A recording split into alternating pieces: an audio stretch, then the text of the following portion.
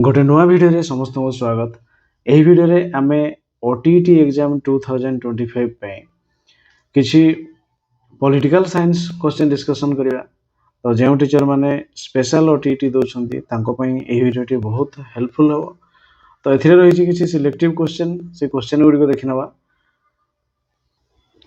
16 number रही एमान किए पंचायत समितिर सरकारी सभ्य होता है।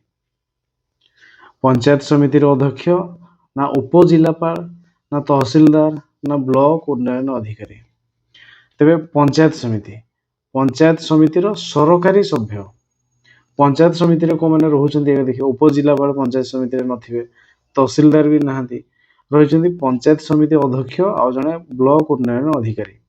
ये दी जन मध्य सरकारी किए पंचायत समिति अध्यक्ष होती लोक मान द्वारा निर्वाचित, किंतु ब्लॉक उन्नयन अधिकारी जे कि हमर बीडीओ से होचंदी सरकारी कर्मचारी।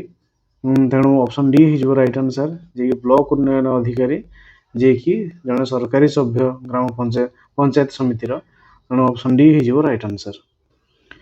या 17 नंबर सरकार लोक माननको विभिन्न विवाद को समाधान करी सेमानको सुख शांति रे रहिबा पई केउ व्यवस्था करिसेंती। विचारालय करिसेंती ना पंचायत राज करिसेंती ना तहसील करिसेंती ना पुलिस। तेरे सरकार लोक मानकर विभिन्न विवाद को समाधान करिवे, सेमानको सुख शांति रे रहिबा पई कोन व्यवस्था करिसेंती। तो विभिन्न विवाद को समाधान करिया पई पुलिस पंचायत राज आउ ए तहसील एगुड़ारे विवाद को समाधान करिया पई सरकार सेमती किसी व्यवस्था नाही। समाधान हम कोठी ना विचारालय रे। तो ये ऑप्शन ए हो राइट आंसर। या 18 नंबर प्रधानमंत्री नेतृत्व रे परिचालित मंत्रिमंडल शासन प्रकृत मुख्य अटंती। प्रधानमंत्री नेतृत्व परिचालित मंत्रिमंडल प्रकृत मुख्य होचंदी किए प्रधानमंत्री। यह क्यों प्रकार सरकार देखा जाए। तेरे मंत्रिमंडल मुख्य होचंदी प्रधानमंत्री। एटा गणतांत्रिक ना राष्ट्रपतिक ना संसदीय ना ऐकिक। तेरे कौ प्रकार सरकार रे प्रधानमंत्री होचंदी मंत्रिमंडल मुख्य सेटा देखा जाए। तो सेटा कोठी ना संसदीय गणतंत्र आमे कहबा संसदीय सरकार, जोटा कि संसदीय सरकार। तेरे से संसद माननकु एकाठी करकी हमर जो हमर हे जीवो लोकसभा से मंत्री मानक मध्य जड़े हो प्रधानमंत्री। तो तेणु ऑप्शन सी संसदीय सरकार हो राइट आंसर। 19 नंबर केउ सरकार रे वंशानुक्रमिक सूत्र रे शासन दायित्व वहन करा जाए। वंशानुक्रमिक राजतांत्रिक ना प्रजातांत्रिक ना गणतांत्रिक ना ऐकिक। ते वंशानुक्रमिक माने बापा जदि राजा अछंती तांको पुओ तापरे राजा सेमती चलियो।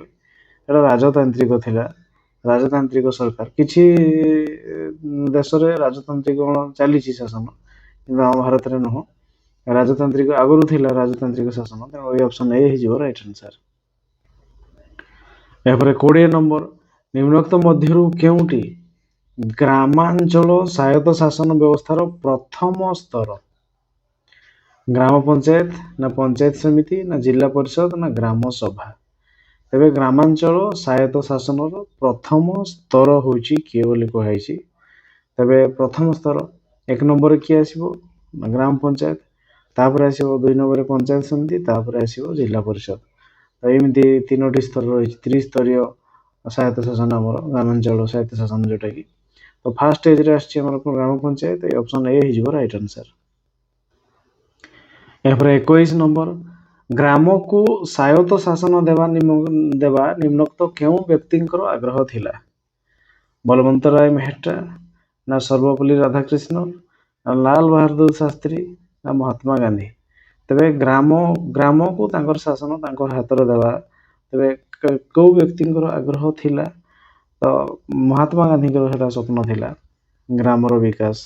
तेणु से ग्राम को स्वायत्त शासन देवा व्यवस्था तांकर लक्ष्य थिला। तेणु ये ऑप्शन डी महात्मा गांधी हो राइट आंसर। 22 नंबर निम्नोक्त मध्यरु केउटी ସହରାଞ୍ଚଳ ସ୍ୱାୟତ୍ତଶାସନ ବ୍ୟବସ୍ଥା ମଧ୍ୟରେ ରହିଛି? ଗ୍ରାମ ପଞ୍ଚାୟତ ନା ପଞ୍ଚାୟତ ସମିତି ନା ଜିଲ୍ଲା ପରିଷଦ ନା ପୌରପାଳିକା? ସହରାଞ୍ଚଳ ସ୍ୱାୟତ୍ତଶାସନ, ଗ୍ରାମାଞ୍ଚଳରେ ରହିଗଲା ଗ୍ରାମ ପଞ୍ଚାୟତ, ପଞ୍ଚାୟତ ସମିତି ଏବଂ ଜିଲ୍ଲା ପରିଷଦ। ତାପରେ ପୌର ପରିଷଦ ଆଡ଼କୁ ଯିବ ସହରାଞ୍ଚଳ ସ୍ୱାୟତ୍ତଶାସନ। ଅପସନ୍ ଡି ହେଇଯିବ ରାଇଟ୍ ଆନ୍ସର୍। ଏପରେ 23 ନମ୍ବର, ସାଧାରଣତଃ କେଉଁମାନଙ୍କ ମଧ୍ୟରୁ ନିଗମର ଅଧ୍ୟକ୍ଷ ନିର୍ବାଚିତ କରାଯାଏ? ତେବେ ନିଗମ, ନଗର ନିଗମ, ନିଗମର ବରିଷ୍ଠ ନାଗରିକ ନା ନିଗମର ଶିକ୍ଷାବିତ୍ ନା ନିଗମର ସମାଜସେବୀ ନା ନିଗମର କର୍ପୋରେଟର? ତେବେ ସହରାଞ୍ଚଳ ସ୍ୱାୟତ୍ତଶାସନକୁ ଯିବା ଯଦି, ତେବେ ସହରାଞ୍ଚଳ ସ୍ୱାୟତ୍ତଶାସନ ଆମର କେବେ ନା 1993 1993 ମସିହା ଠାରୁ 74ତମ ସମ୍ବିଧାନ ସଂଶୋଧନ। ତେବେ 74ତମ ସମ୍ବିଧାନ ସଂଶୋଧନ ଆଇନ ଅନୁସାରେ ସହରାଞ୍ଚଳରେ ପୌର ନିଗମ, ନଗରପାଳିକା ଆଉ ରହିଲା କିଏ ବିଜ୍ଞାପିତ ଅଞ୍ଚଳ ପରିଷଦ ଗଠନ କରାଯାଇଛି। ତେବେ ବୃହତ ଯୋଉ ବଡ଼ ବଡ଼ ସହର 10 ଲକ୍ଷରୁ ଅଧିକ ଜନସଂଖ୍ୟା, 10 ଲକ୍ଷରୁ ଅଧିକ ଜନସଂଖ୍ୟା ହେଇଗଲେ ଆମର ହେଇଯିବ ନଗର ନିଗମ। ତେବେ କେତେ ନା 10 ଲକ୍ଷରୁ ପ୍ଲସ୍ ଯଦି ହେଇଗଲା, 10 ଲକ୍ଷରୁ ପ୍ଲସ୍ ଯଦି ହେଇଗଲା ତାକୁ ଆମେ ନଗର ନିଗମ କହିବା। ନଗର ନିଗମ 10 ଲକ୍ଷରୁ ଅଧିକ ହେଲେ ନଗର ନିଗମ। ଆଉ ତେବେ ଆମର ଓଡ଼ିଶା କଥା ଯଦି ଯିବା, ନଗର ନିଗମ ଆଗରୁ ଆମେ କହୁଥିଲେ କ'ଣ ନା କଟକ, ଭୁବନେଶ୍ୱର ଆଉ ବ୍ରହ୍ମପୁର 3ଟି ନଗର ନିଗମ, କିନ୍ତୁ ଏବେ ଆହୁରି 2ଟା ଆଡ଼୍ ହେଇଯାଇଛି। ଗୋଟେ ହେଉଛି ସମ୍ବଲପୁର ଆଉ ଗୋଟେ ରାଉରକେଲା, 5ଟି। ଆମେ ଓଡ଼ିଶାରେ 5ଟି ତେବେ ମହାନଗର ନିଗମ ରହିଗଲା। ତାପରେ ଯଦି ଯିବା ଆମେ ତାଙ୍କର ନିର୍ବାଚନ ସିଷ୍ଟମକୁ ଯଦି ଯିବା, ତେବେ ଏଇ ଆମର ନଗର ନିଗମକୁ ଯଦି ଯିବା, ନଗର ନିଗମର ମୁଖ୍ୟ ହେଇଯିବେ କିଏ ନା ମେୟର। ମୁଖ୍ୟ ହେଇଗଲେ କିଏ? ମେୟର। ମୁଖ୍ୟ ହେଇଯାଉଛନ୍ତି ମେୟର। ତାପରେ ଆମର ପ୍ରତ୍ୟେକ ପଞ୍ଚାୟତରେ ଯେମିତି ବିଭିନ୍ନ ୱାର୍ଡ ଥାଏ, ସେମିତି ଆମର ନଗର ନିଗମରେ ବି ସେମିତି ବିଭିନ୍ନ ୱାର୍ଡ ଥିବ। ସେ ବିଭିନ୍ନ ୱାର୍ଡର ଯେଉଁମାନେ ୱାର୍ଡ ମେମ୍ବର, ପଞ୍ଚାୟତ ଲେଭେଲରେ ଯେମିତି ୱାର୍ଡ ମେମ୍ବର, ତାଙ୍କର ସେମିତି ସେ ୱାର୍ଡର ଜଣେ ଯେଉଁ ମେମ୍ବର ହେଇଥାନ୍ତି ସେମାନଙ୍କୁ କହିବା ଆମେ କର୍ପୋରେଟର। କ'ଣ କହିବା? ଏଇ କର୍ପୋରେଟର। ତେବେ ଏଇ କର୍ପୋରେଟର ମାନଙ୍କ ମଧ୍ୟରୁ ଜଣେ ହେବେ ମେୟର ଆଉ ଜଣେ ହେବେ ଡେପୁଟି ମେୟର। ତ ସେଇ କର୍ପୋରେଟର ମାନେ ହିଁ ସେ ନିଗମର ଅଧ୍ୟକ୍ଷକୁ ଆମର ବାଛିଥାନ୍ତି। ତେଣୁ ଏ ଅପସନ୍ ଡି ହେଇଯିବ ଏହାର ରାଇଟ୍ ଆନ୍ସର। ତେବେ 24 ନମ୍ବର, ପୌରପାଳିକା ବୈଠକରେ କିଏ ସଭାପତିତ୍ୱ ବା ଅଧ୍ୟକ୍ଷତା କରନ୍ତି? ଜିଲ୍ଲାପାଳ ନା ଉପଜିଲ୍ଲାପାଳ ନା ଚେୟାରମ୍ୟାନ ନା କାଉନସିଲର? ତେବେ ପୌରପାଳିକା ଯେଉଁଟାକି ଆମର ବା ନଗରପାଳିକା, ମ୍ୟୁନିସିପାଲିଟି ଯିବା, ତେବେ 1 ଲକ୍ଷରୁ ଯଦି ଅଧିକ, 1 ଲକ୍ଷ, ତେବେ ମହାନଗର ନିଗମକୁ ଯଦି ଗଲେ ସେତେବେଳେ 10 ଲକ୍ଷ ହଉଥିଲା, କିନ୍ତୁ ଏଠି ଯିବା କେତେ ନା 1 ଲକ୍ଷରୁ ଅଧିକ ଯଦି ହେଇଗଲେ ଆମର ଲୋକ ସଂଖ୍ୟା, ତେବେ ଆମର ହେଇଗଲା କିଏ ନା ନଗରପାଳିକା, ପୌରପାଳିକା। ତେବେ ସେଥିରେ ମଧ୍ୟ କିଛି ଆମର ଯେମିତି ପଞ୍ଚାୟତ ଲେଭେଲରେ ୱାର୍ଡ ରହିଛି, ସେଥିରେ ମଧ୍ୟ ୱାର୍ଡ ରହିଛି। ତ ସେ ୱାର୍ଡରୁ କ'ଣ ନା କାଉନସିଲର ମାନଙ୍କୁ ଆମେ ବାଛିବା। କାହାକୁ ବାଛିବା ନା କାଉନସିଲର। ତେବେ ଏଥିରେ ବାଛୁଥିଲେ ଆମେ କର୍ପୋରେଟର, ଏଥିରେ ବାଛିଲେ ଆମେ ପୌରପାଳିକାରେ ଆମେ କାଉନସିଲର। ଏ କାଉନସିଲର ମାନେ କ'ଣ କରିବେ? ସେ କାଉନସିଲର ମାନଙ୍କ ମଧ୍ୟରୁ ଜଣେ ହେଇଯିବେ କିଏ ନା ଚେୟାରମ୍ୟାନ। କିଏ ହେଇଯିବେ? ଚେୟାରମ୍ୟାନ। ସେଇ ପୌରପାଳିକା ବୈଠକରେ ସେଇ ଚେୟାରମ୍ୟାନ ହେଲେ ଅଧ୍ୟକ୍ଷତା କରିବେ। ତେଣୁ ଏଇ ଅପସନ୍ ସି ହେଇଯିବ ଏହାର ରାଇଟ୍ ଆନ୍ସର। ଆଉ ସରକାରୀ ମୁଖ୍ୟ ଭାବରେ ଜଣେ ଥାନ୍ତି, ସେ ହେଉଛନ୍ତି କାର୍ଯ୍ୟନିର୍ବାହୀ ଅଧିକାରୀ, ଏକ୍ଜିକ୍ୟୁଟିଭ ଅଫିସର ଜଣେ ଥାନ୍ତି। ତ ସରକାରୀ ଅଫିସର, ସେ କାର୍ଯ୍ୟନିର୍ବାହୀ ଅଧିକାରୀ ସେ ଥିବେ। ଆଉ ଆମର ଯେମିତି ଅଫିସିଆଲ ଜଣେ ରହୁଛନ୍ତି ପଞ୍ଚାୟତ ଲେଭେଲରେ, ବ୍ଲକ ଲେଭେଲରେ। ତେଣୁ ଆଉ ନିର୍ବାଚିତ ସଦସ୍ୟମାନଙ୍କ ମଧ୍ୟରୁ ଅଧ୍ୟକ୍ଷ ହେଉଛନ୍ତି ଚେୟାରମ୍ୟାନ। ଏ ଅପସନ୍ ସି ରାଇଟ୍ ଆନ୍ସର। ଏହାପରେ 25 ନମ୍ବର, ବ୍ରିଟିଶ ଶାସନ ସମୟରେ ଜିଲ୍ଲାପାଳକୁ କଲେକ୍ଟର କୁହାଯାଉଥିଲା। ତାଙ୍କ କାର୍ଯ୍ୟାଳୟକୁ କଲେକ୍ଟରେଟ୍ କୁହାଯାଉଥିଲା। ଏହି କଲେକ୍ଟରଙ୍କ କାର୍ଯ୍ୟ କ'ଣ ଥିଲା ସେତେବେଳେ ବ୍ରିଟିଶ ଶାସନ ସମୟରେ? ଭୂ ରାଜସ୍ୱ ଆଦାୟ ନା ମକଦ୍ଦମାର ବିଚାର ନା ରିଲିଫ ବଣ୍ଟନ ନା ଶାନ୍ତି ଶୃଙ୍ଖଳା ରକ୍ଷା? ତେବେ ବ୍ରିଟିଶ ଶାସନ ସମୟରେ ଜିଲ୍ଲାପାଳଙ୍କୁ କଲେକ୍ଟର କୁହାଯାଉଥିଲା। ସେହି ସମୟରେ ତାଙ୍କର କାର୍ଯ୍ୟ କ'ଣ ଥିଲା? ତେବେ ସେ ସେତେବେଳେ ତାଙ୍କର କାର୍ଯ୍ୟ ରାଜସ୍ୱ ଆଦାୟ, ଯୋଉଟାକି ଆମର ଏବେ ଆମର ତହସିଲ ଅଞ୍ଚଳକୁ ତହସିଲଦାର ସେ ଦାୟିତ୍ୱ ନିର୍ବାହ କରୁଛନ୍ତି, ସେତେବେଳେ କଲେକ୍ଟରଙ୍କ ଦାୟିତ୍ୱ ସେ ଥିଲା ଭୂ ରାଜସ୍ୱ ଆଦାୟ। ଅପସନ୍ ଏ ହେଇଯିବ ରାଇଟ୍ ଆନ୍ସର। ଏହାପରେ 26 ନମ୍ବର, ଜିଲ୍ଲାପାଳ କାହା ସାହାଯ୍ୟରେ ଭୂ ରାଜସ୍ୱ ଆଦାୟ କରନ୍ତି? ଜିଲ୍ଲାର ପୁଲିସ ନିରୀକ୍ଷକ, ନା ସବ୍ କଲେକ୍ଟର, ନା ଜିଲ୍ଲାର ଉପଖଣ୍ଡ ଅଧିକାରୀ ଆଉ ତହସିଲଦାର, ନା ସବ୍ ରେଜିଷ୍ଟ୍ରାର? ତେବେ କାହା ସାହାଯ୍ୟରେ ସେ ଆଦାୟ କରିଥିଲେ ଭୂ ରାଜସ୍ୱ ଆଦାୟ ଏବେ କରୁଛନ୍ତି? ଜିଲ୍ଲାର ଉପଖଣ୍ଡ ଅଧିକାରୀ ଆଉ ତହସିଲଦାରଙ୍କ ସାହାଯ୍ୟରେ। ତହସିଲଦାର, ଅପସନ୍ ସି ହେଇଯିବ ରାଇଟ୍ ଆନ୍ସର। ଏହାପରେ 27, ନିମ୍ନୋକ୍ତ ମଧ୍ୟରୁ କେଉଁଟି ରାଷ୍ଟ୍ରର ଏକ ଉପାଦାନ ଅଟେ? ଆର୍ଥିକ ସ୍ଥିତି, ନା ଜଳବାୟୁ, ନା ଜନସଂଖ୍ୟା, ନା ପରିବେଶ? ରାଷ୍ଟ୍ର। ତେବେ ରାଷ୍ଟ୍ରର ଉପାଦାନ ଆମେ ଯଦି ଯିବା ରାଷ୍ଟ୍ରକୁ, ତେବେ ରାଷ୍ଟ୍ର କୋଉମାନଙ୍କୁ ନେଇ ଗଠିତ? ଏଇ ଆମର ଜନସମ୍ବଳ, ଏଗୁଡ଼ା ସେମାନଙ୍କର ଗତି କାର୍ଯ୍ୟ ଯାହା ସବୁ ଆସିଯିବ, ପରିବାର, ସମାଜ, ଏଗୁଡ଼ା ସବୁ ରାଷ୍ଟ୍ର ଭିତରେ ଯିବ। ତେଣୁ ଜନସଂଖ୍ୟା ଗୋଟେ ଉପାଦାନ, ଅପସନ୍ ସି ହେଇଯିବ ରାଇଟ୍ ଆନ୍ସର। ଏହାପରେ 28, ନିମ୍ନୋକ୍ତ ମଧ୍ୟରୁ କେଉଁଟି ଏକ ଜନବିରଳ ରାଷ୍ଟ୍ର ଅଟେ? ଚୀନ, ନା ଭାରତ, ନା ମୋନାକୋ, ନା ପାକିସ୍ତାନ? ତେବେ କୋଉଟା ଜନବିରଳ ମାନେ ଲୋକ ନାହାନ୍ତି? ଜନବିରଳ ମାନେ ତାଙ୍କର ହୁଏତ ପରିବେଶ ସୁଟ୍ କରୁନଥିବ ବା ତାଙ୍କର ଆର୍ଥିକ ସ୍ଥିତି ଠିକ୍ ନଥିବ। ତେଣୁ ଜନବହୁଳ ରାଷ୍ଟ୍ର ଭିତରେ ଚୀନ ଗଲା, ଭାରତ ଗଲା, ପାକିସ୍ତାନ ଗଲା। ଆଉ ଜନବିରଳ ହେଲେ କ'ଣ ହେଇଯିବ ନା ମୋନାକୋ। ଏ ଅପସନ୍ ସି ହେଇଯିବ ରାଇଟ୍ ଆନ୍ସର। ଏହାପରେ 29 ନମ୍ବର, ରାଷ୍ଟ୍ର କେଉଁ କ୍ଷମତା ପ୍ରୟୋଗ କରି ଦେଶର ନାଗରିକ, ଗୋଷ୍ଠୀ, ଅନୁଷ୍ଠାନ ଇତ୍ୟାଦିକୁ ନିୟନ୍ତ୍ରଣ କରିଥାଏ? ତେବେ ରାଷ୍ଟ୍ର କୋଉ କ୍ଷମତା ପ୍ରୟୋଗ କରିକି ଦେଶର ନାଗରିକ, ଗୋଷ୍ଠୀ, ଅନୁଷ୍ଠାନ ଇତ୍ୟାଦିକୁ ନିୟନ୍ତ୍ରଣ କରିଥାନ୍ତି? ରାଜନୈତିକ କ୍ଷମତା, ନା ସାର୍ବଭୌମତ୍ୱ କ୍ଷମତା, ନା ଆଇନଗତ କ୍ଷମତା, ନା ସାମ୍ବିଧାନିକ କ୍ଷମତା? ତେବେ ରାଷ୍ଟ୍ର କେଉଁ କ୍ଷମତା ପ୍ରୟୋଗ କରି ଦେଶର ନାଗରିକ, ଗୋଷ୍ଠୀ, ଅନୁଷ୍ଠାନ ଇତ୍ୟାଦିକୁ ନିୟନ୍ତ୍ରଣ କରିଥାନ୍ତି ବୋଲି କୁହାଯାଇଛି? ତ ରାଷ୍ଟ୍ର କୋଉ କ୍ଷମତା? ନା ସାର୍ବଭୌମତ୍ୱ କ୍ଷମତା। କ'ଣ? ସାର୍ବଭୌମତ୍ୱ କ୍ଷମତା। ତେଣୁ ଏ ଅପସନ୍ ବି ହେଇଯିବ ରାଇଟ୍ ଆନ୍ସର। ଏହାପରେ 30 ନମ୍ବର, ନିମ୍ନୋକ୍ତ ମଧ୍ୟରୁ କେଉଁଟି ରାଷ୍ଟ୍ର ଉତ୍ପତ୍ତି ପାଇଁ ସାମାଜିକ ଚୁକ୍ତି ମତବାଦ କୁହାଯିବ? ରାଷ୍ଟ୍ର ଉତ୍ପତ୍ତି ପାଇଁ ସାମାଜିକ ଚୁକ୍ତି ମତବାଦ କୁହାଯିବ। ମନୁଷ୍ୟ ଚୁକ୍ତି କରି ରାଷ୍ଟ୍ର ସୃଷ୍ଟି କରିଛି, ନା ଯୁଦ୍ଧ ଓ ଶକ୍ତି ଦ୍ୱାରା ରାଷ୍ଟ୍ର ସୃଷ୍ଟି ହେଇଛି, ନା ପିତା ଓ ମାତା କର୍ତ୍ତୃତ୍ୱରୁ ରାଷ୍ଟ୍ର ସୃଷ୍ଟି ହେଇଛି, ନା ଭଗବାନଙ୍କ ଦ୍ୱାରା ରାଷ୍ଟ୍ର ସୃଷ୍ଟି ହେଇଛି? ତେବେ ରାଷ୍ଟ୍ର କେମିତି ସୃଷ୍ଟି ହେଇଛି? ତେବେ ରାଷ୍ଟ୍ର ସୃଷ୍ଟି ହେବା ପାଇଁ କ'ଣ ନା ଯୁଦ୍ଧ ଓ ଶକ୍ତି ଦ୍ୱାରା ରାଷ୍ଟ୍ର ସେମିତି କିଛି ନାହିଁ। ଗୋଟେ ପ୍ରକାର କ'ଣ କୁହାଯିବ ମାନେ ଗୋଟେ ଡିସିସନ୍ ନିଆହେଇଛି ଆଉ ନିଷ୍ପତ୍ତି କରାହେଇଛି ଯେ ଆଉ ନିୟମ କିଛି କରାହେଇଛି ଯାହାଦ୍ୱାରା କି ମାନିକି ଚଳିକି ଆମେ ରାଷ୍ଟ୍ର ଗଠନ କରିବା। ତ ପିତାମାତା ଜନ୍ମ ମୃତ୍ୟୁ ଏମିତି ଯଦି ହେବ ତେବେ ସବୁ ଜୀବଙ୍କର ସେଇଟା ଚାଲିଛି। ଆଉ ରାଷ୍ଟ୍ର କେମିତି ହେଇଛି ନା ମନୁଷ୍ୟମାନେ ବିଭିନ୍ନ ଚୁକ୍ତି କରି, ସନ୍ଧି କରି ଆଉ ନିୟମ କାନୁନ ତିଆରି କରିକି ସେ ରାଷ୍ଟ୍ର ସୃଷ୍ଟି କରିଛନ୍ତି। ତେଣୁ ଏ ଅପସନ୍ ଏ ହେଇଯିବ ରାଇଟ୍ ଆନ୍ସର। ଏହାପରେ 31 ନମ୍ବର, ମନୁଷ୍ୟର କେଉଁ ଭାବନାର ଅଗ୍ରଗତି ଘଟିଲା ଯାହା ଫଳରେ ସେ ନିଜର ମୌଳିକ ଅଧିକାର ଓ ସାମାଜିକ ସଂଗଠିତ ଜୀବନର ମୂଲ୍ୟ ବୁଝିପାରିଲା? ରାଜନୈତିକ, ନା ଧାର୍ମିକ, ନା ସାମାଜିକ, ନା ଆଧ୍ୟାତ୍ମିକ? ତେବେ କେଉଁ ଭାବନାର ଅଗ୍ରଗତି ଘଟିଲା ଯାହା ଫଳରେ ସେ ନିଜର ଅଧିକାର ଏବଂ ସାମାଜିକ ସଂଗଠିତ ଜୀବନ, ମାନେ ସାମାଜିକ ମିଳିମିଶି ରହିଲେ କ'ଣ ଲାଭ ହେବ ସେ ବିଷୟରେ ତାର ଧାରଣା ହେଲା? ତେବେ କୋଉ ଭାବନାଟା ଯୋଗୁଁ ସେମିତି ହେଇଛି ବୋଲି କୁହାଯାଇଛି?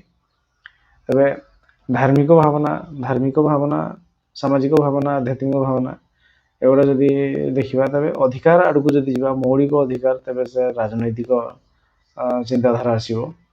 ଆଉ ତେଣୁ ସାମାଜିକ ସଂଗଠିତ ଜୀବନ ହେଲେ ଆସିଯିବ ରାଜନୈତିକ ଚିନ୍ତାଧାରା। ତେଣୁ ଏ ଅପସନ୍ ଏ ହେଇଯିବ ରାଇଟ୍ ଆନ୍ସର। 32 ନମ୍ବର, ନିମ୍ନୋକ୍ତ ମଧ୍ୟରୁ କେଉଁଟି ରାଷ୍ଟ୍ରର ବାଧ୍ୟତାମୂଳକ କାର୍ଯ୍ୟ ଅଟେ? ସମବାୟ ସଂସ୍ଥାର ଉନ୍ନତି, ନା ଶିକ୍ଷା ଓ ସ୍ୱାସ୍ଥ୍ୟର ଉନ୍ନତି, ନା ଭିନ୍ନକ୍ଷମଙ୍କୁ ସାମାଜିକ ସୁରକ୍ଷା ପ୍ରଦାନ, ନା ଜନସାଧାରଣଙ୍କ ଧନ ଓ ଜୀବନର ସୁରକ୍ଷା? କେଉଁଠି ରାଷ୍ଟ୍ରର ବାଧ୍ୟତାମୂଳକ କାର୍ଯ୍ୟ, ରାଷ୍ଟ୍ର ବାଧ୍ୟ ସେ କାର୍ଯ୍ୟଟି କରିବା ପାଇଁ, ତେବେ କୋଉଟା ନିହାତି ସେ କରିବା ପାଇଁ ବାଧ୍ୟ? ତ ଯଦି କହିବା ସମବାୟ ସଂସ୍ଥା କରିବା ପାଇଁ, ମାନେ ସମବାୟ ସଂସ୍ଥା କରିବ, କିନ୍ତୁ ଯଦି ଆମେ ଶିକ୍ଷା ଓ ସ୍ୱାସ୍ଥ୍ୟର ଉନ୍ନତି ବି କରିବ, ଭିନ୍ନକ୍ଷମଙ୍କୁ ସାମାଜିକ ସୁରକ୍ଷା ବି ପ୍ରଦାନ କରିବ, ଜନସାଧାରଣଙ୍କ ଧନ ଓ ଜୀବନ ସୁରକ୍ଷା ବି କରିବ, ତେବେ କୋଉଟା କରିବା ପାଇଁ ସିଏ ବାଧ୍ୟ ଅଟେ? ଯେକୌଣସି ସିଚୁଏସନ୍ ଆସିଲେ ମଧ୍ୟ ସେଇଟା କରିବ। ଯଦି ଏଇ ଯୁଦ୍ଧ ସମୟ ହେଉ କିମ୍ବା ଏଇ ଆମର କରୋନା ମହାମାରୀ କଥା ଯଦି ଚିନ୍ତା କରିବା, ସେତେବେଳେ ଶିକ୍ଷା ଠପ୍ ହେଇଗଲା, ସମବାୟ ସଂସ୍ଥା ଏଗୁଡ଼ା ସବୁ ବନ୍ଦ ହେଇଗଲା। ଯୁଦ୍ଧ ସମୟ ଆସିବ,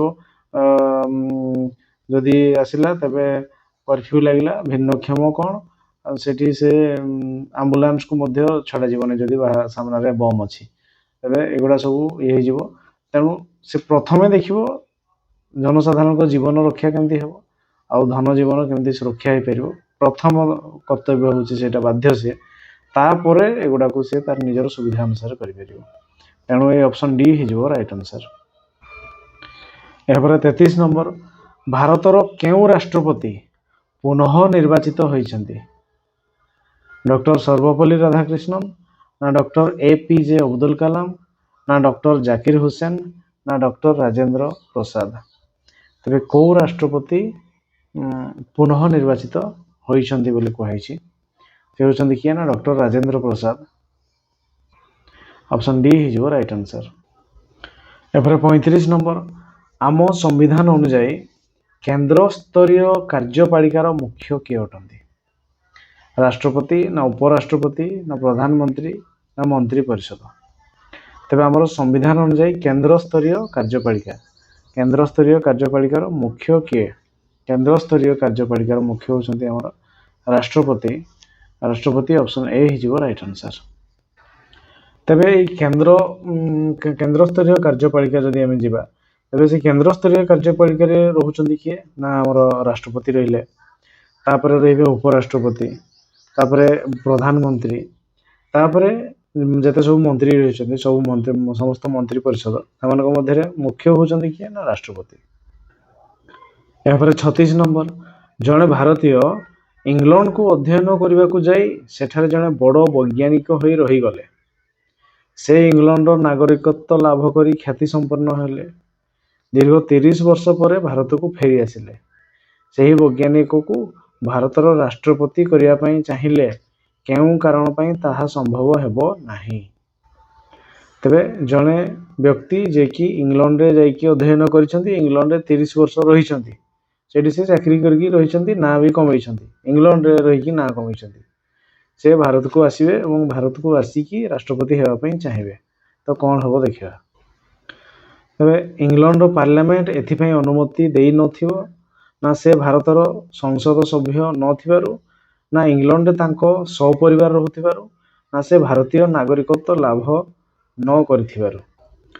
ତେବେ ସେ ଇଂଲଣ୍ଡରେ ରହୁଥିଲେ, 30 ବର୍ଷ କାଳ ରହିଛନ୍ତି, ତେଣୁ ସେ ଇଂଲଣ୍ଡର ନାଗରିକତ୍ୱ ଲାଭ କରିଛନ୍ତି, ତାପରେ ପୁଣି ଆସିକି ଭାରତରେ ରହିବା ପାଇଁ ସେ ତାଙ୍କୁ ପାଖାପାଖି 10-12 ବର୍ଷ ରହିବା ପାଇଁ ପଡ଼ିବ, ତାପରେ ଭାରତର ନାଗରିକ ହେବେ, ତାପରେ ଯାଇକି ଯଦି ସେ ରାଷ୍ଟ୍ରପତି ପଦ ପାଇଁ ଯୋଗ୍ୟ ବିବେଚିତ ହୁଅନ୍ତି, ତାପରେ ଯାଇକି ବିଚାର କରାଯିବ, କିନ୍ତୁ ଆସିକି ହିଁ ଡାଇରେକ୍ଟ ସେ ହେବା ପାଇଁ ହେଇପାରିବେ ନାହିଁ, କାରଣ ସେ ଭାରତର ନାଗରିକ ନଥିବେ। ତେଣୁ ଅପସନ୍ ଡି, ସେ ଭାରତୀୟ ନାଗରିକତ୍ୱ ଲାଭ ନ କରିଥିବାରୁ ସେ ଅପସନ୍ ଡି ହେଇଯିବ ରାଇଟ୍ ଆନ୍ସର୍। ଏହାପରେ 37 ନମ୍ବର, ରାଷ୍ଟ୍ରପତି ରାଜ୍ୟସଭାକୁ କେତେ ଜଣ ବ୍ୟକ୍ତିଙ୍କୁ ମନୋନୀତ କରନ୍ତି? 10 ଜଣ, ନା 12 ଜଣ, ନା 15 ଜଣ, ନା 21 ଜଣ? ତେବେ ରାଷ୍ଟ୍ରପତିଙ୍କ ଯଦି କଥା ବିଚାର କରିବା, ତେବେ ସେ ରାଷ୍ଟ୍ରପତି କ'ଣ? ନା କଳା, ବିଜ୍ଞାନ, ସାହିତ୍ୟ, ସମାଜ ସେବା, ସେ କ୍ଷେତ୍ରରେ ଦକ୍ଷତା ଥିବା 12 ଜଣଙ୍କୁ, କେତେ ଜଣଙ୍କୁ? 12 ଜଣଙ୍କୁ ସେ ରାଜ୍ୟସଭା ପାଇଁ ମନୋନୀତ କରନ୍ତି, ଆଉ ଲୋକସଭା ପାଇଁ 2 ଜଣଙ୍କୁ, ସେ ଆଙ୍ଗ୍ଲୋ ଇଣ୍ଡିଆନ୍ ସମ୍ପ୍ରଦାୟର 2 ଜଣଙ୍କୁ ସେ ମନୋନୀତ କରନ୍ତି, ତାହେଲେ ରାଜ୍ୟସଭାକୁ ଅଧିକ କରିଥାନ୍ତି 12 ଜଣ। ଅପସନ୍ ବି ହେଇଯିବ ରାଇଟ୍ ଆନ୍ସର୍। ତେବେ ରାଜ୍ୟସଭା ଯଦି ବିଚାର କରିବା, ତେବେ ରାଜ୍ୟସଭା ହେଉଛି କେତେ?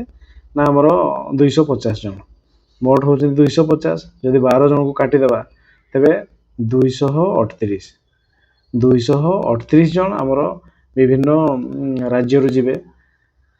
ତ ବିଭିନ୍ନ ରାଜ୍ୟ କେନ୍ଦ୍ରଶାସିତ ଅଞ୍ଚଳ ଏମିତି ଯିବେ। ତ ଆମର ଓଡ଼ିଶାରୁ ଭାଗ ପଡୁଛନ୍ତି କେତେ ନା 10 ଜଣ। ଓଡ଼ିଶାରୁ ଭାଗ ପଡ଼ିବେ 10 ଜଣ, ଯେଉଁମାନେ କି ରାଜ୍ୟସଭାକୁ ଯିବେ। ଆଉ ରାଜ୍ୟସଭା ହେଉଛି ଗୋଟେ ସ୍ଥାୟୀ ସଭା, ଯୋଉଟାକି ଆମର ପ୍ରତ୍ୟେକ 2 ବର୍ଷରେ 1/3 ସଭ୍ୟ ସେଇଠୁ ରିଟାୟାର୍ଡ ନେବେ, ତାଙ୍କ ସ୍ଥାନରେ ନୂଆ ଆଉ ପୁଣି 1/3 ପଶିବେ।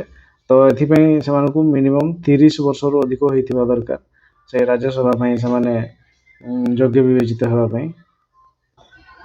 ଆଉ ରାଜ୍ୟସଭାର ଯେତେବେଳେ ଆମର ବିଭିନ୍ନ ଅଧିବେଶନ ହେବ, ତେବେ ସେଥିରେ ଉପରାଷ୍ଟ୍ରପତି କିଏ ନା ଉପରାଷ୍ଟ୍ରପତି ଭାରତର ଉପରାଷ୍ଟ୍ରପତି ରାଜ୍ୟସଭାର ସଭାରେ ସେ ଉପରାଷ୍ଟ୍ରପତି ଅଧ୍ୟକ୍ଷ ହୋଇଥାନ୍ତି। ଏହାପରେ 38 ନିମ୍ନୋକ୍ତ ମଧ୍ୟରୁ କିଏ ଦେଶର ସଂସଦୀୟ ଶାସନ ବ୍ୟବସ୍ଥାର ମେରୁଦଣ୍ଡ ଅଟନ୍ତି? ତାହେଲେ ସଂସଦୀୟ ଶାସନର ମେରୁଦଣ୍ଡ ରାଷ୍ଟ୍ରପତି ନା ପ୍ରଧାନମନ୍ତ୍ରୀ ନା ମନ୍ତ୍ରୀ ପରିଷଦ ନା ବିଭାଗୀୟ ସଚିବ? ତେବେ କିଏ ସଂସଦୀୟ ଶାସନର ବ୍ୟବସ୍ଥାର ମେରୁଦଣ୍ଡ? ତେବେ ଦେଖିବା ରାଷ୍ଟ୍ରପତି, ପ୍ରଧାନମନ୍ତ୍ରୀ, ମନ୍ତ୍ରୀ ପରିଷଦ, ବିଭାଗୀୟ ସଚିବ। ତେବେ ସମସ୍ତ ମନ୍ତ୍ରୀ ପରିଷଦ ରହିଲେ, ରାଷ୍ଟ୍ରପତି ମୁଖ୍ୟ ରହିଲେ, କିନ୍ତୁ ଶାସନ ମୁଖ୍ୟ ହେଉଛନ୍ତି କିଏ? ପ୍ରଧାନମନ୍ତ୍ରୀ। ପ୍ରକୃତରେ ଶାସନ ମୁଖ୍ୟ ହେଉଛନ୍ତି ରାଷ୍ଟ୍ରପତି, କିନ୍ତୁ ଶାସନ ମୁଖ୍ୟ ହେଉଛନ୍ତି ଆମର ସଂସଦୀୟ ଶାସନ ବ୍ୟବସ୍ଥାରେ ପ୍ରଧାନମନ୍ତ୍ରୀ। ତେଣୁ ଏ ଅପସନ୍ ବି ହେଇଯିବ ରାଇଟ୍ ଆନ୍ସର୍, ଯିଏକି ଆମର ସଂସଦୀୟ ଶାସନର ମେରୁଦଣ୍ଡ ଆମେ କହିପାରିବା ତାଙ୍କୁ। Option B right answer. ଏହାପରେ 39 ନମ୍ବର ପ୍ରଧାନମନ୍ତ୍ରୀ ତାଙ୍କର ପଦ ମର୍ଯ୍ୟାଦା ବଳରେ କେଉଁ ସଂସ୍ଥାର ଅଧ୍ୟକ୍ଷ ଭାବରେ କାର୍ଯ୍ୟ କରନ୍ତି? ସଂସଦ ନା ଅର୍ଥ ଆୟୋଗ ନା ବିଶ୍ୱବିଦ୍ୟାଳୟ ନା ନୀତି ଆୟୋଗ? ତେବେ ପ୍ରଧାନମନ୍ତ୍ରୀ ତାଙ୍କର ପଦ ମର୍ଯ୍ୟାଦା ବଳରେ କେଉଁ ସଂସ୍ଥାର ଅଧ୍ୟକ୍ଷ ଭାବରେ କାର୍ଯ୍ୟ କରନ୍ତି ବୋଲି କୁହାଯାଇଛି? ତେବେ ତାହା ହେଇଯିବ କ'ଣ ନା ନୀତି ଆୟୋଗ।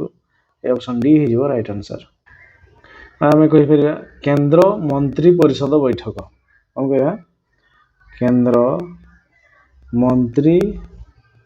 ମନ୍ତ୍ରୀ ପରିଷଦ ବୈଠକରେ ସେ ଅଧ୍ୟକ୍ଷ ଭାବରେ କାର୍ଯ୍ୟ କରିଥାନ୍ତି ପ୍ରଧାନମନ୍ତ୍ରୀ।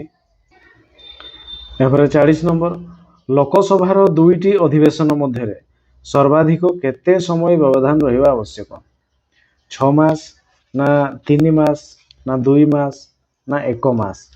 ତେବେ ଲୋକସଭାର 2ଟି ଅଧିବେଶନ ମଧ୍ୟରେ ସର୍ବାଧିକ କହିଛି, ସର୍ବନିମ୍ନ ନୁହେଁ, ସର୍ବାଧିକ କେତେ ବ୍ୟବଧାନ ରହିବା ଆବଶ୍ୟକ?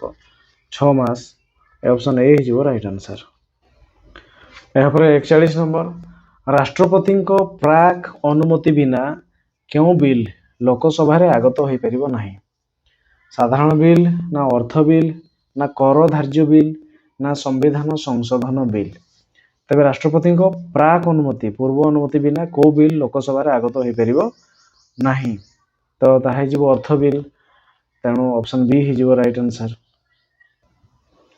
ଏହାପରେ 42 ନମ୍ବର ବାଚସ୍ପତି କେଉଁ ସମୟରେ ତାଙ୍କର ନିର୍ଣ୍ଣାୟକ ଭୋଟ ପ୍ରଦାନ କରିବା ଆବଶ୍ୟକ ହୋଇଥାଏ? ବାଚସ୍ପତି ଯିଏକି ଲୋକସଭା ବାଚସ୍ପତି ଯଦି ଆମେ କହିବା, ତେବେ ସେ ଲୋକସଭାର ଯେଉଁ ଅଧିବେଶନ ସେଥିରେ ମୁଖ୍ୟ ହୋଇଥାନ୍ତି। ତ ସେ ତାଙ୍କର ନିର୍ଣ୍ଣାୟକ ଭୋଟ ପ୍ରଦାନ କରିବା ଆବଶ୍ୟକ କେତେବେଳେ ହେଇଥାଏ? କୌଣସି ଚିଠା ଆଇନ ସପକ୍ଷ ବା ବିପକ୍ଷର ସମାନ ସଂଖ୍ୟକ ଭୋଟ ମିଳିଲେ, ବା କୌଣସି ଚିଠା ଆଇନ ସପକ୍ଷରେ ଶାସକ ଦଳ ଅଧିକ ସମର୍ଥନ ଥାଏ ଯଦି, ବା କୌଣସି ଚିଠା ଆଇନ ବିପକ୍ଷରେ ବିରୋଧୀ ଦଳର ଅଧିକ ସମର୍ଥନ ଥାଏ ବୋଲି, ନା କୌଣସି ଚିଠା ଆଇନ ଉପରେ 2/3 ସଭ୍ୟଙ୍କ ସମର୍ଥନ ଥାଏ ବୋଲି। ତେବେ ବାଚସ୍ପତି କେଉଁ ସମୟରେ ତାଙ୍କର ନିର୍ଣ୍ଣାୟକ ଭୋଟ ପ୍ରଦାନ କରିବା ଆବଶ୍ୟକ ହୋଇଥାଏ?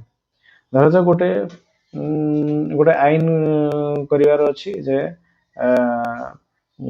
ଗୋଟେ ନଦୀରେ ଏଇ ଜାଗାରେ, ଏଇ ରାଜ୍ୟର ଏଇ ସୀମାରେ ଗୋଟେ ବନ୍ଧ ତିଆରି ହେବ। ସେଥିମଧ୍ୟରୁ ଆମର ଯଦି ଯେତିକି ସଭ୍ୟ ଅଛନ୍ତି 50-50 ହେଇଗଲା, ସମସ୍ତେ ତାଙ୍କର ଭୋଟ ଯେ 2ଟା ଜାଗା ଚୟନ କରାହେଇଥିଲା। ତ ଗୋଟେ ଜାଗା ଚୟନ କରାହେଇଥିଲା, ସେଥିରେ କିଛି ସପକ୍ଷରେ ଦେଲେ ମତ, କିଛି ବିପକ୍ଷରେ ମତ ଦେଲେ, ମାନେ ସମାନ ସମାନ। ଅଧା କହୁଛନ୍ତି ହେବ, ଅଧା କହୁଛନ୍ତି ହେବ ନାହିଁ। ସେଇ ସମୟରେ ବାଚସ୍ପତି କୋ ଉପରେ ନିର୍ଭର କରିବ, ସେ ଯାହାକୁ ଚୁଜ୍ କରିବେ ସେଇ ଅନୁସାରେ ସେଇଠି ବନ୍ଧ ହେବ, ହେଲେ ହେବ, ଯଦି ତେବେ ବନ୍ଧ ହେବ, ନହେଲେ ନାହିଁ। ଏମିତି ଯଦି ସମାନ ସମାନ ହେଇଯାଏ, କୌଣସି ଚିଠା ଆଇନ ସପକ୍ଷ ଓ ବିପକ୍ଷରେ ସମାନ ସଂଖ୍ୟକ ଭୋଟ ଯଦି ହେଇଗଲା, ତେବେ ନିର୍ଣ୍ଣାୟକ ଭୋଟ ବାଚସ୍ପତି ଦେବେ। ସେ ଯାହା ଦେବେ ସେଇଟା ହେଉଛି ଠିକ୍। ତେଣୁ ଅପସନ୍ ଏ ହେଇଯିବ ରାଇଟ୍ ଆନ୍ସର। ଏହାପରେ 43, ରାଜ୍ୟସଭାର ସଭ୍ୟ ହେବା ପାଇଁ ଜଣେ ବ୍ୟକ୍ତିଙ୍କୁ ଅତି କମରେ କେତେ ବର୍ଷ ବୟସ ହେବା ଆବଶ୍ୟକ? ରାଜ୍ୟସଭାର ସଭ୍ୟ ହେବେ 18 ବର୍ଷ ନା 21 ନା 25 ନା 30? ତେବେ କେତେ ବର୍ଷ ହେଇଥିଲେ ଯାଇକି ଆମେ ରାଜ୍ୟସଭାର ସଭ୍ୟ ହେଇପାରିବା? 30 ବର୍ଷ ହେବା ପାଇଁ ପଡ଼ିବ ଆମକୁ। ଅପସନ୍ ଡି ହେଇଯିବ ରାଇଟ୍ ଆନ୍ସର। ଏହାପରେ 44, ସର୍ବୋଚ୍ଚ ନ୍ୟାୟାଳୟ 5 ଗୋଟି ନ୍ୟାୟିକ ଆଦେଶ ବା ପରମାଦେଶ ଜରିଆରେ ନାଗରିକମାନଙ୍କୁ କେଉଁ ସୁରକ୍ଷା ପ୍ରଦାନ କରିଥାଏ? ମୌଳିକ ଅଧିକାର ନା ସମ୍ପତ୍ତିଗତ ଅଧିକାର ନା ରାଜନୈତିକ ଅଧିକାର ନା ସାମାଜିକ ଅଧିକାର? ତେବେ ସର୍ବୋଚ୍ଚ ନ୍ୟାୟାଳୟ ସୁପ୍ରିମକୋର୍ଟ 5ଟି ନ୍ୟାୟିକ ଆଦେଶ ବା ପରମାଦେଶ ଜରିଆରେ ନାଗରିକମାନଙ୍କୁ କେଉଁ ସୁରକ୍ଷା ପ୍ରଦାନ କରିଥାଏ ବୋଲି କୁହାଯାଇଛି? ତାହା ହେଉଛି ମୌଳିକ ଅଧିକାର। କେଉଁ ସୁରକ୍ଷା ପ୍ରଦାନ? ମୌଳିକ ଅଧିକାର ସୁରକ୍ଷା ପ୍ରଦାନ କରିଥାଏ। ଅପସନ୍ ଏ ହେଇଯିବ ରାଇଟ୍ ଆନ୍ସର।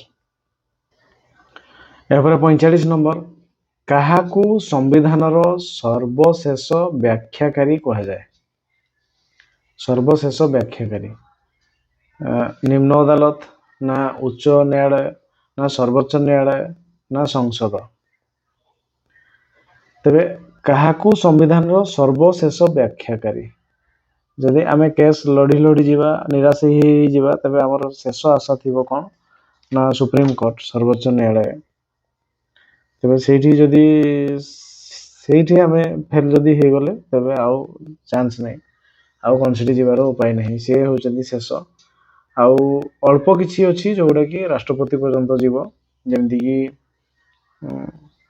ମୃତ୍ୟୁଦଣ୍ଡରୁ ରକ୍ଷା ପାଇବା ପାଇଁ ରାଷ୍ଟ୍ରପତିଙ୍କୁ ରିକ୍ୱେଷ୍ଟ କରି ହୁଏ। ଏମିତି ଅଳ୍ପ କିଛି, ସବୁ ନୁହଁ। ତେଣୁ ସମ୍ବିଧାନର ସର୍ବଶେଷ ବ୍ୟାଖ୍ୟାକାରୀ ତାହେଲେ ଏଇ ସର୍ବୋଚ୍ଚ ନ୍ୟାୟାଳୟ। ଅପସନ୍ ସି ହେଇଯିବ ରାଇଟ୍ ଆନ୍ସର। ଏହାପରେ 46, କାହାର ମର୍ଜି ଅନୁସାରେ ମନ୍ତ୍ରୀ ପରିଷଦ ଶାସନ ଦାୟିତ୍ୱରେ ରହନ୍ତି? ରାଷ୍ଟ୍ରପତି ନା ଉପରାଷ୍ଟ୍ରପତି ନା ଲୋକସଭା ନା ରାଜ୍ୟସଭା? ତେବେ କାହାର ମର୍ଜି, ଇଚ୍ଛା ଅନୁସାରେ ମନ୍ତ୍ରୀ ପରିଷଦ ଶାସନ ଦାୟିତ୍ୱରେ ରହନ୍ତି? ମନ୍ତ୍ରୀ ପରିଷଦକୁ ଶାସନ ଦାୟିତ୍ୱ ତେବେ କିଏ ଏଗୁଡ଼ା ସବୁ କରେଇଥାନ୍ତି? ତେବେ ଆମେ ଯଦି ଦେଖିବା, ମନ୍ତ୍ରୀ ପରିଷଦକୁ କାହାକୁ କେଉଁ ଶାସନ ଦାୟିତ୍ୱ ଦିଆଯିବ, ସେଟା କାହାର କାମ, କେଉଁମାନେ ବାଛିଥାନ୍ତି ନା ସେଟା କହିବା ଯଦି ଆମେ କ'ଣ ନା ଲୋକସଭା। କିଏ? ଲୋକସଭାର ମର୍ଜି ଅନୁସାରେ ମନ୍ତ୍ରୀ ପରିଷଦ ଶାସନ ଦାୟିତ୍ୱରେ ରହନ୍ତି। ଅପସନ୍ ସି ହେଇଯିବ ରାଇଟ୍ ଆନ୍ସର। ଏହାପରେ 47, ସମ୍ବିଧାନର କେତେ ଧାରା ମୌଳିକ ଅଧିକାର କ୍ଷୁଣ୍ଣ ହେଲେ ସର୍ବୋଚ୍ଚ ନ୍ୟାୟାଳୟର ଦ୍ୱାରସ୍ଥ ହେବା ପାଇଁ ନିର୍ଦ୍ଦେଶ ରହିଛି? ସମ୍ବିଧାନର କେତେ ଧାରା, କୋଉ ଧାରାଟା, ମାନେ ମୌଳିକ ଅଧିକାର ଯଦି ଆମର କ୍ଷୁଣ୍ଣ ହବ, ତାହେଲେ କୋଉ ଧାରା ଅନୁସାରେ ଆମେ ସର୍ବୋଚ୍ଚ ନ୍ୟାୟାଳୟର ଦ୍ୱାରସ୍ଥ ହେଇପାରିବା? ତେବେ ଧାରା 24 ନା 27 ନା 29 ନା 32? ତେବେ ଆମର ସମ୍ବିଧାନର ଧାରା ରହିଛି ଧାରା 23 ଏବଂ 24 ଧାରା ଅନୁସାରେ ଶୋଷଣ ବିରୋଧରେ ଅଧିକାର। କ'ଣ ରହିଛି? ଧାରା 23 ଏବଂ 24। 23 ଏବଂ 24 ଅନୁସାରେ ଆମକୁ କିଏ ଯଦି ଶୋଷଣ ଯଦି କରେ, ତେବେ ତା ବିରୋଧରେ ଆମେ ସମ୍ବିଧାନର ଦ୍ୱାରସ୍ଥ ହେଇପାରିବା, ନ୍ୟାୟାଳୟର ଦ୍ୱାରସ୍ଥ ହେଇପାରିବା। ତାହେଲେ ସେଟା ହେଉଛି ଶୋଷଣ ବିରୋଧ ଅଧିକାର। ତେଣୁ ତାକୁ କହିପାରିବା ଆମେ ଧାରା 24। ଧାରା 24 ଏ ଅପସନ୍ ଏ ହେଇଯିବ ରାଇଟ୍ ଆନ୍ସର। ଏହାପରେ 48 ନମ୍ବର, ଅର୍ଥ ବିଲ୍ ସଂସଦର କେଉଁ ଗୃହରେ ଆଗତ ହୁଏ? ଅର୍ଥ ବିଲ୍ ବାଚସ୍ପତିଙ୍କ ଦ୍ୱାରା ଲୋକସଭାରେ ନା ଗୃହମନ୍ତ୍ରୀଙ୍କ ଦ୍ୱାରା ଲୋକସଭାରେ ନା ଅର୍ଥମନ୍ତ୍ରୀଙ୍କ ଦ୍ୱାରା ରାଜ୍ୟସଭାରେ ନା ସଂସଦର ନିମ୍ନ ଗୃହ ଲୋକସଭା? ତେବେ ଅର୍ଥ ବିଲ୍ ସବୁବେଳେ କୋଉଠି ମାନେ ଲୋକସଭାରେ ଆଗତ ହୁଏ। ଆଉ ସେଇଟା ତାକୁ କୁହାହୁଏ ନିମ୍ନ ସଦନ ବା ନିମ୍ନ ଗୃହ। ଲୋକସଭାକୁ ନିମ୍ନ ସଦନ ଆଉ ରାଜ୍ୟସଭାକୁ ଉଚ୍ଚ ସଦନ, ଆଉ ତାପରେ ରହିଲେ ଆମର ରାଷ୍ଟ୍ରପତି ଆଉ ଲୋକସଭା ରାଜ୍ୟସଭାକୁ ନେଇକି ଆମର ସଂସଦ। तेबे लोकसभा सब लोकसभा रे ही अर्थ बिल आगत होता है। ऑप्शन डी हो राइट आंसर। यापर 49 केउं परिस्थिति रे संसदर मिलित अधिवेशन डका जाए? लोकसभा रे साधारण बिल गृहीत न हेले, ना लोकसभा रे काट प्रस्ताव गृहीत हेले, ना उभय गृह रे अर्थ बिल काट खाइले, ना साधारण बिल गृहीत हेबा क्षेत्र रे लोकसभा और राज्यसभा मध्य मत पार्थक्य देखादेले। तेबे केउं परिस्थिति रे संसदर मिलित अधिवेशन डका जाए? मिलित अधिवेशन केबे डका जाए? तेबे यार आंसर हो साधारण बिल गृहीत हेबा क्षेत्र रे लोकसभा और राज्यसभा मध्य जदि मत देखा जाए, मत पार्थक्य हुए, तेबे मिलित अधिवेशन गोटे डका जिवो। तेणु ये ऑप्शन डी हो राइट आंसर। यापर 50 नंबर ओडिशार केते जन सदस्य लोकसभा रे अछंती? 21 जन, ना 20 जन, ना 22 जन, ना 23 जन? केते जन सदस्य लोकसभा रे अछंती जो माने कि एमपी एमपी कहबा मेंबर ऑफ पार्लियामेंट? तेबे हमर ओडिशा रो केते जन जाउछंती ना 21 जन एमपी को हमें दिल्ली पठेछे। तेणु ऑप्शन ए 21 हो राइट आंसर। 51 कौनसी राज्य रे राष्ट्रपति शासन जारी करा गले सेठारे किए वास्तव कार्यपालिका भाव कार्य करती? राष्ट्रपति, ना प्रधानमंत्री, ना राज्यपाल, ना मुख्यमंत्री? तेबे राष्ट्रपति शासन जदि लागू हैला तेबे सेठिकार मुख्य हेबे किए ना राज्यपाल? किए राज्यपाल शासन। से राज्यपाल शासन बहुत कष्ट हम मिलिट्री शासन टाइप रो। तेणु ऑप्शन सी हो राइट आंसर। यापर 52 नंबर निम्नोक्त मानक मध्यरु किए निर्वाचित न होई नियुक्त होइथांती? बाचस्पति, ना मुख्यमंत्री, ना राज्यपाल, ना विरोधी दलर नेता? तेबे किए निर्वाचित न होई नियुक्त होइथांती, नियुक्ति दिया होइथे? तेबे काहाकू? बाचस्पति, मुख्यमंत्री, विरोधी दल नेता एमानकु सबु आमे निर्वाचित करथाउ, किंतु राज्यपाल ताकू आमे निर्वाचित करनथाउ। राज्यपाल को आमे नियुक्ति दिया जाय थाए। ऑप्शन सी हो राइट आंसर। यापर 53 निम्नोक्त राज्य मानक मध्यरु केउ राज्य रे द्विसदनीय विधानमंडल रहिछि? गुजरात, ना छत्तीसगढ़, ना केरल, ना बिहार? तेबे हमर ओडिशा रे विधानसभा अछि, विधानमंडल नाही। तेणु आमर संसद रे जेमती लोकसभा राज्यसभा दुईटा सदन अछि, सेमती किछि किछि राज्य रे सेमती तांकर दुईटा लेखाएं अछि, विधानसभा भी रहिछि, विधानमंडल भी रहिछि। तो को राज्य रे द्विसदनीय विधानमंडल रहिछि बोली कहैछि? तो यार आंसर हो जिवो कोन ना बिहार। ऑप्शन डी हो राइट आंसर। तबे किछि किछि राज्य रे रहिछि कोन ना विधानसभा, विधानसभा एवं विधान परिषद। आम राज्य रे विधानसभा अछि आ विधान परिषद नाही। तो जदि जीवा आमे हमर विधानसभा को, विधानसभार सिस्टम होछि कोन ना अति कम रे 60 सदस्य रहिबे आउ हाईएस्ट 500 पर्यंत रही परिबे। 60 रु 500। आम ओडिसा रो सभ्य संख्या होचंती केते ना 147। तबे एमएलए हमर एमएलए मानकर सभ्य संख्या होछि केते ना 147। तबे से 147 मध्यरु आमे करिबा कोन ना एससी एवं एसटी। तबे एससी एसटी जदि आसला तबे सेथिरे कोन ना 22 टी आसन होछि अनुसूचित जाति, शेड्यूल कास्ट। 22 टी होछि एससी एवं 34 टी आसन होछि हमर जनजाति मानकर पई, ट्राइब मानकर पई 34 टी।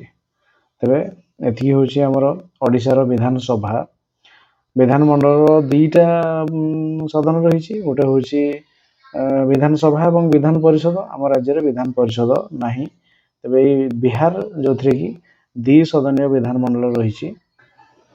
तबे उच्च सदनटा होछि हमर विधान परिषद आउ निम्न सदनटा होछि हमर विधान सभा।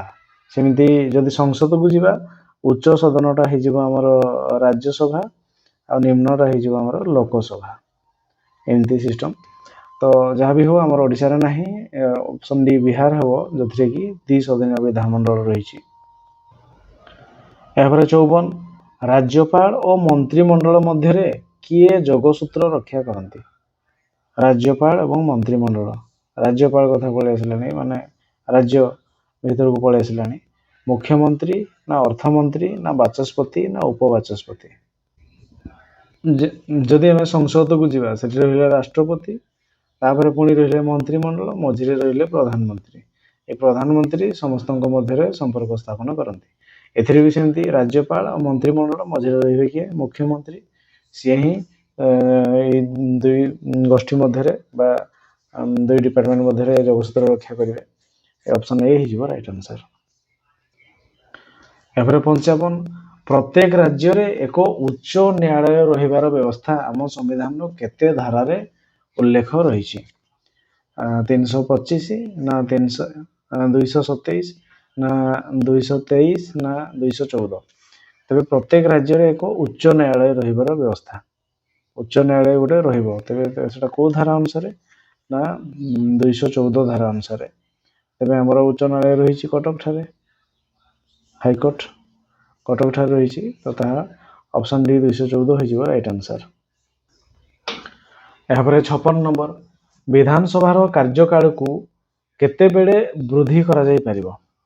विधानसभा कार्यकाल को बढ़ा जाई परिबो। राज्यपाल ऑर्डिनेंस जारी कले ना मंत्रिमंडल निष्पत्ति द्वारा ना राज्यसभा गृहीत प्रस्ताव द्वारा बा राष्ट्र रे जातीय जरूरी परिस्थिति घोषित होइथिले विधानसभा कार्यकाल को 5 रु 6 वर्ष को वृद्धि करा जाई परिबो। तेबे राज्य रे जदि जरूरी परिस्थिति घोषित होता है जरूरी परिस्थिति युद्ध किंवा किसी कूटनैतिक चक्रांत जो किसी सिचुएशन आसे अभ्यंतरीण गंडगोल हुए कि बाह्य राष्ट्र आक्रमण हुए तो सही समय जदि राष्ट्र मुरबी नथिबे तेबे देश को चलेबा कष्ट हो जरूरी परिस्थिति रे कौन करा जाए ना हमर इलेक्शन को घुंचे दिया जाए वर्ष केते तो ताहेबो तेणु राष्ट्र जातीय जरूरी परिस्थिति घोषित होते विधानसभा कार्यकाल को 5 रु 6 वर्ष को वृद्धि करा जाई परिबो। ए ऑप्शन डी हो राइट आंसर। यापर 57 नंबर अध्यादेश जारी हेले परवर्ती विधानमंडल बसिबार केते समय पर्यंत बलवत्तर रहे। 6 मास ना 1 वर्ष ना 2 वर्ष ना 6 सप्ताह। तेबे अध्यादेश जारी हला परे परवर्ती विधानमंडल बसिबार केते समय पर्यंत बलवत्तर रहे। अध्यादेश केते समय पर्यंत लास्टिंग जाए ताहा 6 सप्ताह पर्यंत जीव 6 सप्ताह। ऑप्शन डी हो राइट आंसर। यापर 58 नंबर भारत संविधान केउं धारा रे संविधान संशोधन प्रणाली वर्णित होईछि। संविधान केउं धारा रे संविधान संशोधन प्रणाली वर्णित होईछि। 51 ना 326 ना 368 ना 395। तेरे कौ धारा रे संविधान संशोधन प्रणाली वर्णित होईछि। तेबे यार आंसर हो 368 धारा 368 आर्टिकल 368 ऑप्शन सी हो राइट आंसर। यापर 59 निम्न प्रदत्त समय गुड़िक मध्यरु केबे मिलित जातिसंघर साधारण परिषद रे सार्वजनीन मानविक अधिकार घोषणा करा जायथिला। 1945 मसीहा अक्टोबर 24 ना 1948 मसीहा डिसेम्बर 10 ना 2001 मसीहा सेप्टेम्बर 11 ना 2008 मसीहा नवेम्बर 26।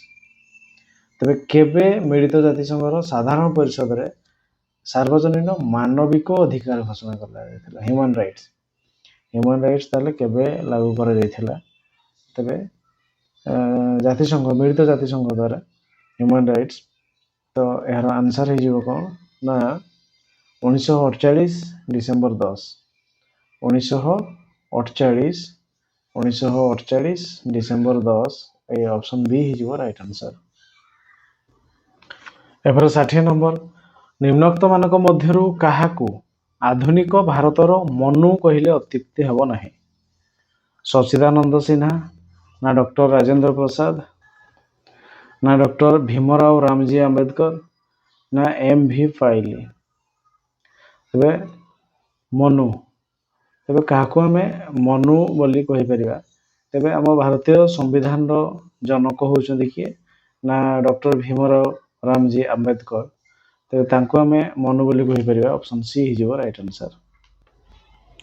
ଏହାପରେ 61 ନମ୍ବର, ସମ୍ବିଧାନ ପ୍ରଣୟନ ସଭାର ସଦସ୍ୟ ସଂଖ୍ୟା କେତେ ଥିଲେ? ସମ୍ବିଧାନ ପ୍ରଣୟନ ସଭାର ସଦସ୍ୟ ସଂଖ୍ୟା କେତେ? 299 ନା 298 ନା 399 ନା 398? ତେବେ ସମ୍ବିଧାନ ପ୍ରଣୟନ ସଭା, ସମ୍ବିଧାନ ପ୍ରଣୟନ ସଭା କେବେ? ନା 1946 ଜୁଲାଇ ମସିହା। ଜୁଲାଇ ମସିହାରେ ସମ୍ବିଧାନ ପ୍ରଣୟନ ସଭା ଗଠନ କରାଗଲା। ସେଥିରେ ସଭ୍ୟ ସଂଖ୍ୟା ଥିଲେ 389 399। ତେବେ ଏହି ସମ୍ବିଧାନ ପ୍ରଣୟନ ସଭା କେବେ? 1946 ଡିସେମ୍ବର 9 ତାରିଖରୁ କାର୍ଯ୍ୟ ଆରମ୍ଭ କଲା ଏବଂ କେବେ ସରିଲା? ନା 1949 ନଭେମ୍ବର 26ରେ କାର୍ଯ୍ୟ ଶେଷ ହେଲା। ତାପରେ ଯାଇକି 1950 ଜାନୁଆରୀ 26ରେ ଆମେ ଆମର ସମ୍ବିଧାନକୁ ସେଇ ଦିନରୁ କାର୍ଯ୍ୟକାରୀ କଲେ। ଜାନୁଆରୀ 26ଟା ଗୋଟେ ଆମର ହିଷ୍ଟୋରିକାଲ ଡେ ଥିଲା ଆଗରୁ, ଯୋଉଟାକି ଆମେ ସ୍ୱାଧୀନତା ଦିବସ ରୂପେ ପାଳନ କରିବା ପାଇଁ ଆଶା ରଖିଥିଲେ, ତ ହେଇପାରିନଥିଲା, କିନ୍ତୁ ସେଇଟାକୁ ସେଥିପାଇଁ ଆମେ ଜାନୁଆରୀ 26କୁ ଟାର୍ଗେଟ କରିକି କରାଗଲା। କିନ୍ତୁ ଏତିକିରୁ ଏଇ 1946 ଡିସେମ୍ବର 9ରୁ 1949 ନଭେମ୍ବର 26 ପର୍ଯ୍ୟନ୍ତ ସମ୍ବିଧାନ ପ୍ରଣୟନ ସଭା ତାର ସମ୍ବିଧାନ ଗଠନ କାର୍ଯ୍ୟରେ ଲାଗି ପଡ଼ିଥିଲା। ତ ସେଥିପାଇଁ ସଦସ୍ୟ ଥିଲେ କେତେ? ନା 389। Option C right answer. ଏହାପରେ 62, ନିମ୍ନ ପ୍ରଦତ୍ତ ସମ୍ବିଧାନ ସଂଶୋଧନ ଗୁଡ଼ିକ ମଧ୍ୟରୁ କାହା ଦ୍ୱାରା 6ରୁ 14 ବର୍ଷ ପର୍ଯ୍ୟନ୍ତ ସମସ୍ତ ଶିଶୁଙ୍କୁ ମାଗଣା ଓ ବାଧ୍ୟତାମୂଳକ ଶିକ୍ଷଣ ଓ ମୌଳିକ ଅଧିକାର ରୂପେ ଗ୍ରହଣ କରାଯାଇଛି? ତେବେ କେତେତମ ସମ୍ବିଧାନ ସଂଶୋଧନ ଅନୁଯାୟୀ 6ରୁ 14 ବର୍ଷ ପର୍ଯ୍ୟନ୍ତ ସମସ୍ତଙ୍କୁ ମାଗଣା ଶିକ୍ଷା ଦିଆଯିବ? 42ତମ ସମ୍ବିଧାନ ସଂଶୋଧନ ନା 44ତମ ସମ୍ବିଧାନ ସଂଶୋଧନ ନା 82ତମ ସମ୍ବିଧାନ ସଂଶୋଧନ ନା 86ତମ ସମ୍ବିଧାନ ସଂଶୋଧନ? ତେବେ ତାହା ହେଇଯିବ 86ତମ ସମ୍ବିଧାନ ସଂଶୋଧନ। ଅପସନ୍ ଡି ହେଇଯିବ ରାଇଟ୍ ଆନ୍ସର। ଏହାପରେ 63 ନମ୍ବର, ସମ୍ବିଧାନର ସଭ୍ୟ ହେବା ପାଇଁ, ବିଧାନସଭାର ସଭ୍ୟ ହେବା ପାଇଁ ଜଣେ ପ୍ରାର୍ଥୀଙ୍କୁ ନିମ୍ନୋକ୍ତ ମଧ୍ୟରୁ ଅନ୍ୟୁନ କେତେ ବର୍ଷ ହୋଇଥିବା ଦରକାର? MLA ହେବା ପାଇଁ 21 ବର୍ଷ ନା 25 ବର୍ଷ ନା 18 ବର୍ଷ ନା 30 ବର୍ଷ? ତେବେ ଆମେ MLA ହେବା ପାଇଁ କେତେ ବର୍ଷ ଆମକୁ ଦରକାର? ତେବେ MLA ହେବା ପାଇଁ ଆମକୁ ମିନିମମ୍ 25 ବର୍ଷ ହେବା ପାଇଁ ଦରକାର। ବିଧାନସଭା 25 ବର୍ଷ। ଅପସନ୍ ବି ହେଇଯିବ ରାଇଟ୍ ଆନ୍ସର। 64 ନମ୍ବର, ନିମ୍ନୋକ୍ତ ମଧ୍ୟରୁ କେଉଁଟି ଭାରତୀୟ ନାଗରିକର ଏକ ମୌଳିକ କର୍ତ୍ତବ୍ୟ ନୁହେଁ କହିଛି? ଜାତୀୟ ଏକତା ରକ୍ଷା କରିବା ନା ବେଠି ବଗାରୀ ଆଦି ବିଭିନ୍ନ ପ୍ରକାର ଶୋଷଣକୁ ନିଷେଧ କରିବା ନା ସର୍ବସାଧାରଣ ସମ୍ପତ୍ତିର ସୁରକ୍ଷା କରିବା ନା ଦେଶର ସଂସ୍କୃତିକୁ ରକ୍ଷା କରିବା? ତେବେ କୋଉଟା ନାଗରିକର କର୍ତ୍ତବ୍ୟ ନୁହେଁ, ନିଜର କର୍ତ୍ତବ୍ୟ ନୁହେଁ ବୋଲି କହିଛି? ତ ତାର ଆନ୍ସର ଜାତୀୟ ଏକତା ରକ୍ଷା କରିବା, ନିହାତି କରିବା, ସର୍ବସାଧାରଣ ସମ୍ପତ୍ତି ସୁରକ୍ଷା କରିବା, ଦେଶର ସଂସ୍କୃତିକୁ ରକ୍ଷା କରିବା, ଏ ବି ଠିକ୍ ଅଛି। ବେଠି ବେଗାରୀ ଆଦି ବିଭିନ୍ନ ପ୍ରକାର ଶୋଷଣକୁ ନିଷେଧ କରିବା ଆମର କାମ ନୁହେଁ। କୋଉଠି ଯଦି ଶୋଷଣ ହେଉଛି ତେବେ ଆମେ ଆଇନର ସାହାଯ୍ୟ ନେଇପାରିବା, ଆମେ ଜଣାଇ ପାରିବା, ସେମାନଙ୍କୁ ସଚେତନ କରିପାରିବା। ସେଟାକୁ ନିଷେଧ କରିବା ଆମ ପାଖରେ ନୁହେଁ, ଆମେ ବେଳେବେଳେ ନହେଲେ ମାଡ଼ ବି ଖାଇପାରିବା। ତ ତେଣୁ ଏଇ ଅପସନ୍ ବି ଠିକ୍ ନୁହଁ, ତେଣୁ ଏଇ ଅପସନ୍ ବି ହେଇଯିବ ରାଇଟ୍ ଆନ୍ସର। ଏପରେ 65, ରାଷ୍ଟ୍ରପତି ନିମ୍ନୋକ୍ତ କେଉଁ ସମୟରେ ଅଧ୍ୟାଦେଶ ଜାରି କରନ୍ତି? ସଂସଦର ଅଧିବେଶନ ବସି ନଥିବା ବେଳେ ନା ଦେଶ ଭିତରେ ବିଦ୍ରୋହ ହେଲେ ନା ଦେଶରେ ଆର୍ଥିକ ସଙ୍କଟ ଉପୁଜିଲେ ନା ଦେଶ ଉପରେ ଶତ୍ରୁ ଆକ୍ରମଣ ହେଲେ? କୋଉଟା ହେଲେ ସେ ଅଧ୍ୟାଦେଶ ଜାରି କରନ୍ତି? ତ ଏହାର ଆନ୍ସର ହେଇଯିବ ସଂସଦର ଅଧିବେଶନ ବସି ନଥିବା ବେଳେ। କେଉଁ ସମୟରେ ଅଧ୍ୟାଦେଶ ଜାରି କରନ୍ତି? ସଂସଦର ଅଧିବେଶନ ବସି ନଥିବା ବେଳେ ସେ ଜାରି କରନ୍ତି। ଆଉ ଏଗୁଡ଼ା ଯଦି ହେଲା ଏମର୍ଜେନ୍ସି ଡିକ୍ଲେୟାର କରିବେ ସେ। ତେଣୁ ଜରୁରୀକାଳୀନ ପରିସ୍ଥିତି ଯୋଉଟାକି ଅଧ୍ୟାଦେଶ ପାଇଁ ସେ ସଂସଦର ଅଧିବେଶନ ବସି ନଥିବା ବେଳେ ଅଧ୍ୟାଦେଶ ଜାରି କରନ୍ତି। ଅପସନ୍ ଏ ହେଇଯିବ ରାଇଟ୍ ଆନ୍ସର। ଏହାପରେ 66, କିଏ କେନ୍ଦ୍ର ଆଇନକୁ କାର୍ଯ୍ୟକାରୀ କରନ୍ତି? राज्यसभा ना लोकसभा ना प्रधानमंत्री ना मंत्रिमंडल किए केंद्र आईन को कार्यकारी करती केंद्र आईन को कार्यकारी करुवा व्यक्ति होउचंदी किए से होउचंदी मंत्रिमंडल मंत्रिमंडल ही आईन को कार्यकारी विभिन्न डिपार्टमेंट मंत्रिमंडल ऑप्शन डी हिजो राइट आंसर 67 कहार बिना अनुमोदन रे केंद्र सरकार कौनसी कर धार्य करि परिबे नहीं कर टैक्स लगे परिबे नहीं संसद ना अर्थमंत्री ना प्रधानमंत्री ना विधानसभा कहार बिना अनुमोदन रे केंद्र सरकार कौनसी कर धार्य करि परिबे नहीं तार आंसर हो कौन संसद ऑप्शन ए हो राइट आंसर 68 मौलिक अधिकार द्वारा नागरिक निजर व्यक्तित्व विकास करने संगे संगे राष्ट्रर केउ क्षमता को संकुचित करे मौलिक अधिकार द्वारा स्वार्थपरता ना यथेच्छाचार ना अर्थनैतिक ना उदारता तेबे मौलिक अधिकार द्वारा नागरिक निजर व्यक्तित्व विकास करवा तो कर सहित राष्ट्रर केउ क्षमता संकुचित हो कहुई तेज यार आंसर हो यथेच्छाचार राष्ट्र जदि मन इच्छा तार इच्छा अनुसार कार्य कर तेरे सेमती हो पार नहीं से द्वारा मौलिक अधिकार क्षुण्ण हम तेणु ये यथेच्छाचार क्षमता संकुचित हो तेणु ऑप्शन बी हो राइट आंसर 69 निम्नोक्त मध्यरु केउ परिस्थिति रे मौलिक अधिकार को सामयिक भाव में संकुचित बा स्थगित बा निलंबित रखा जाई पारे बहिर्शत्रु देश को आक्रमण समय ना देश रे अभ्यंतरीण कलह समय ना जन आंदोलन समय ना जातीय जरूरी परिस्थिति समय केतेबेले आमर मौलिक अधिकार गुड़ी काम देव नहीं तो सेटा केतेबेले से हो से सिचुएशन जदि जरूरी परिस्थिति सृष्टि है सेतेबेले आमर किछि अधिकार काम देव नहीं तेणु ए ऑप्शन डी हो राइट आंसर यहाँ पर 70 भारतर संविधान रे प्रथमे दि जाइथिबा मौलिक अधिकार केतोटी थिला 6टी ना 7टी ना 8टी ना 9टी आगरू केतोटी थिला तेबे आगरू 7टी थिला तापरे मझिरो संपत्तिगत अधिकार को हटे दिया आगरू 7टी थिला ऑप्शन बी हो राइट आंसर